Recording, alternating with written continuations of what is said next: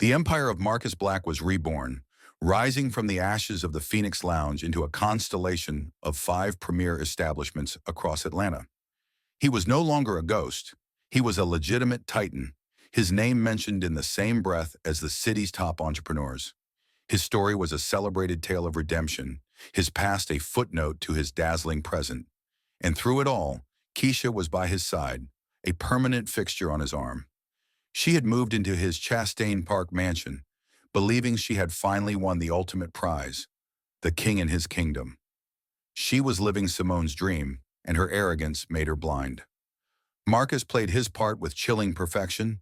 He was the attentive lover, the ambitious businessman, the man who had left his past behind. But in the quiet hours of the night, in the cold, clear space of his mind, he was still the man in the cell, meticulously planning his final move. He had used Keisha's careless whispers to paint a picture of Simone's life as Lena Solaris, the celebrated CEO of Solaris Media in Miami. He knew she was successful, powerful, and completely unaware of the storm gathering on the horizon. But he needed more than gossip. He needed a key. He got it one evening. Draped in luxury, he and Keisha were in the back of his Maybach, returning from a charity gala. Keisha, giddy from champagne and the thrill of being part of Atlanta's power elite, was scrolling through her phone. "You will not believe this," she said with a spiteful laugh. "Lena is on the cover of Miami Tech Weekly, the queen of viral vision. God, she's so full of herself." Marcus kept his voice calm, a mask of casual interest. "She seems to have done well. Good for her." "Please," Keisha scoffed. "She got lucky. I heard she's stretched so thin, trying to expand into Europe. She's desperate for new capital. Between you and me," she leaned in, her voice dropping to a conspiratorial whisper, "her whole revolutionary algorithm is a sham. She bought it from some shady coder years ago. If that ever got out, her whole house of cards would collapse." Marcus's heart hammered in his chest, but his face remained a mask of stone. That was it, the key, the rotten foundation of her entire empire. "Is that so?" he said, feigning a yawn. "Well, that's her world. Let's talk about our trip to Italy next month." He successfully changed the subject, but the information was locked in. A stolen algorithm. That was a crime he could use.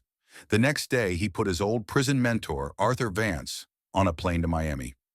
Arthur's mission was simple: use his Wall Street connections to find the cracks in Solaris Media. Find the shady deals, the over-leveraged loans, and find the original coder of that stolen algorithm.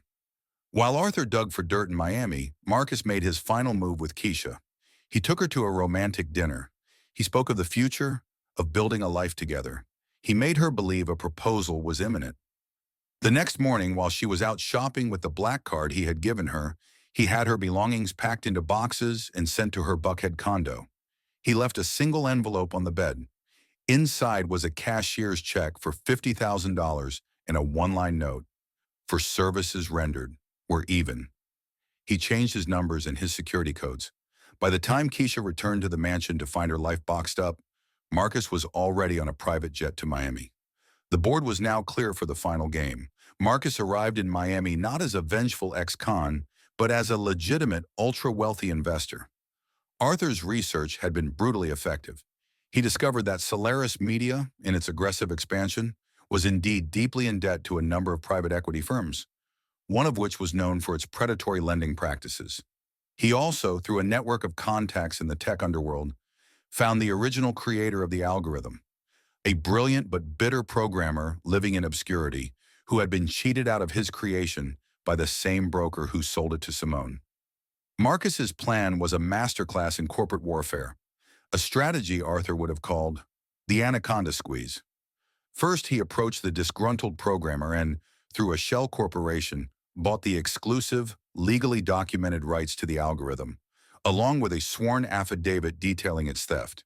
He now owned the heart of Simone's company. Next, he went after the debt. He approached the predatory equity firm that held the largest, most high-interest loan on Solaris Media. He didn't just offer to buy the debt, he offered them a premium, paying them more than it was worth to take it off their hands immediately. To them, it was a quick, clean profit. To Marcus, it was the first coil of the anaconda wrapping around his prey. He was now, through another anonymous shell corporation, Simone's biggest and most dangerous creditor.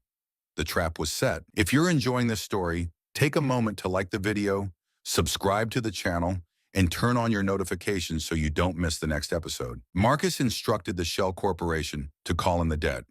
A clause in the fine print, which Simone had likely overlooked in her haste to secure funding, allowed the new debt holder to demand full, immediate repayment if certain profit margins weren't met. Arthur's research showed that Solaris Media had just missed its quarterly target. The call sent a shockwave of panic through Simone's company. She was suddenly on the hook for millions of dollars she didn't have liquid. Her other investors, spooked by the sudden instability, refused to extend her more credit. She was trapped.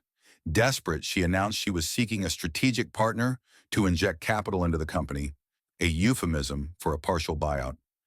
This was the moment Marcus had been waiting for. He had a third shell corporation, fronted by a team of ruthless Miami lawyers, make an offer. The offer was insultingly low, but given her sudden, desperate situation, it was the only one on the table. Simone, seeing her empire on the verge of collapse, was forced to accept the deal. She was selling a massive stake in her company just to stay afloat, not knowing she was selling it to the man she had betrayed. The day the deal was to close, Marcus made his final move. He had his lawyers present the board of Solaris Media with the undeniable proof, the affidavit from the original programmer, and the legal title to the algorithm. They delivered a simple, brutal ultimatum. Either the board could face a multi-billion-dollar intellectual property lawsuit that would bankrupt the company and expose their CEO as a fraud, or they could vote to remove Lena Solaris from her position immediately and hand over her remaining shares to the new strategic partner as a settlement. Checkmate. The board, faced with total annihilation, unanimously voted to oust her. In the space of 24 hours, Simone, Lena Solaris, had lost everything: her company, her reputation, and her fortune. The next morning, Simone was called to the main boardroom of the company she had built, the name Solaris Media still emblazoned on the glass walls. She walked in, expecting to meet the lawyers of her new partner. Instead, the vast room was empty, save for one person. He was sitting in the CEO's chair at the head of the long, polished table, his back to her, staring out the floor-to-ceiling window at the glittering Miami skyline. He was dressed in a perfectly tailored suit, the picture of corporate power. He slowly swiveled the chair around. If you're enjoying this story, take a moment to like the video, subscribe to the channel, and turn on your notifications so you don't miss the next episode. Simone's breath caught in her throat. The blood drained from her face. It was him. It was Marcus. But it wasn't the man she had left behind. This was not the flashy drug kingpin, nor the broken man in the food truck.